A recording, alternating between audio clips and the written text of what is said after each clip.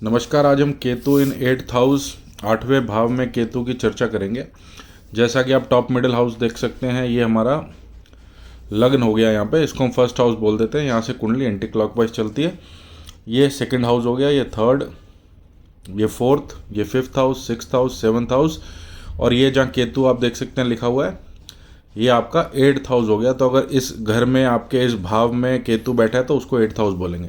ये right side पे आप देख सकते हैं 8th हाउस और केतु दोनों के ट्रेड्स लिखे हुए हैं।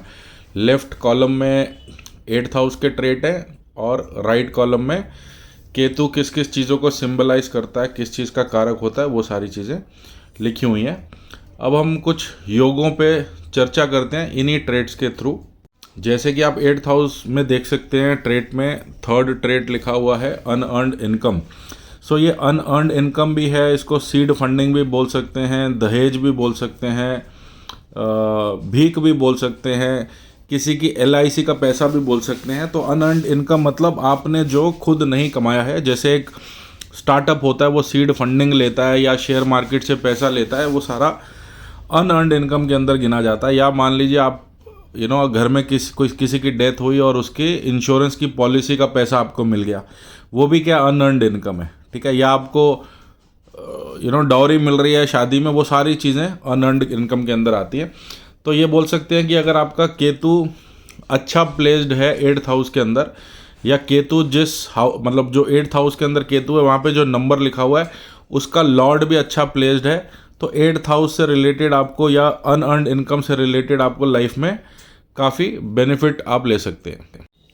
ऐसे ही 8th हाउस अनएक्सपेक्टेड गेंस का भी होता है या अनएक्सपेक्टेड लॉसेस भी बोल सकते हैं। बेसिकली ये सडन इवेंट्स का घर है 8th हाउस। तो गैम्बलिंग बोल लीजिए, सट्टा बोल लीजिए, शेयर मार्केट बोल लीजिए, ये सारे अनएक्सपेक्टेड चीज़ें होती हैं। और ये अनएक्सपेक्टेड गेंस भी तभी मिल सकते हैं जब केतु अच्छा प्लेस्ड है 8th हाउस में, यानी वो जिस घर में है उसका लॉर्ड, उस नंबर का लॉर्ड अच्छा प्लेस्ड है अगर हॉरोस्कोप में।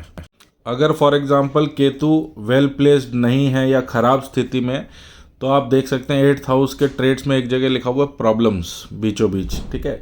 अब वो प्रॉब्लम्स भी हैं, सडन इवेंट्स भी कह सकते हैं, शॉक भी बोल सकते हैं, लाइफ में अनएक्सपेक्टेड बैड सरप्राइजेज भी बोले जा सकते हैं अगर केतु अच्छा प्लेस्ड नहीं है।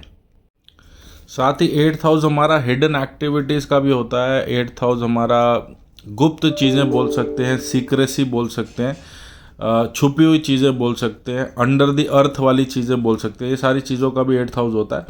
तो 8th हाउस में जो भी आपका प्लैनेट आ गया, अब यहाँ पे जैसे केतु आ गया, और भी कोई भी अगर प्लैनेट हो सकता है, उससे रिलेटेड आप कभी भी चीज़ें लाइफ में डिस्क्लोज मत कीजिए पब्लिक को। जैसे शुक्र अगर 8th हाउस में लिखा हुआ है तो आप अपनी वाइफ से रिलेटेड चीज़ें डिस्क्लोज मत कीजिए, या वाइफ की स्नैप्स वगैरह सोशल मीडिया पे ज़्यादा मत डालिए।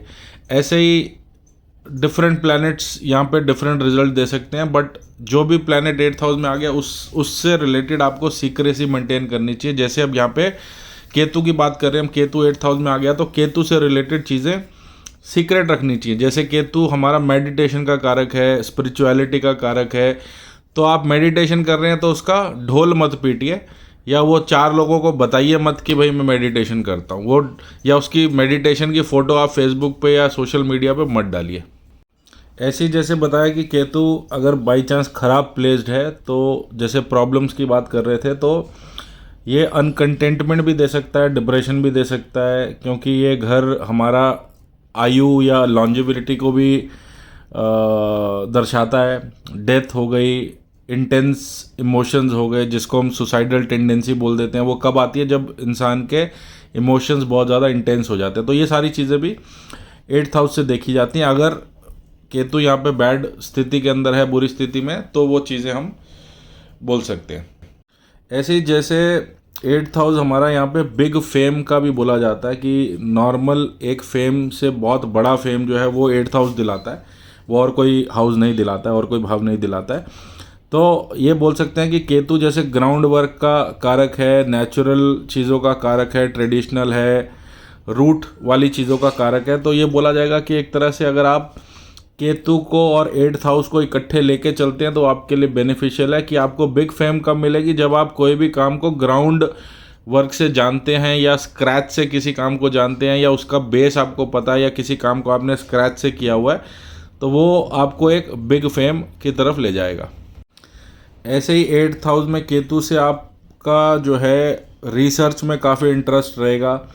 8th हाउस ऑडिट भी है, टैक्सेशन भी है, इंश्योरेंस भी है, रिसर्च भी है, तो वो सारी चीज़ों के अंदर इंसान का इंटरेस्ट हो जाता है। 8th हाउस ओकल्ट भी है, केतु खुद में भी ओकल्ट का कारक है, तो तंत्र मंत्र कह लीजिए, एस्ट्रोलॉजी, ओकल्ट कह लीजिए, न्यूमरोलॉजी कह लीजिए, उस विषय के अंदर भी इंसान की रुचि बढ़ जाती है। ऐसे ही 8th हाउस हमारा ट्रांसफॉर्मेशन का कारक होता है, तो जब केतु की स्पेशली दशा है तो बोला जा सकता है कि वो ट्रांसफॉर्मेशन लाइफ में आप होते हुए देखेंगे। आपका केतु अगर 8th हाउस में है तो उसके साथ क्या नंबर या क्या राशि लिखी हुई है आप वो कमेंट करके बता सकते हैं कमेंट सेक्शन पे, तो उस पर चर्चा करेंगे कि आपका केतु अच्छा प्लेस्ड है, बुरा प्लेस्ड है, कैसा रिजल्ट दे रहा है। नमस्कार।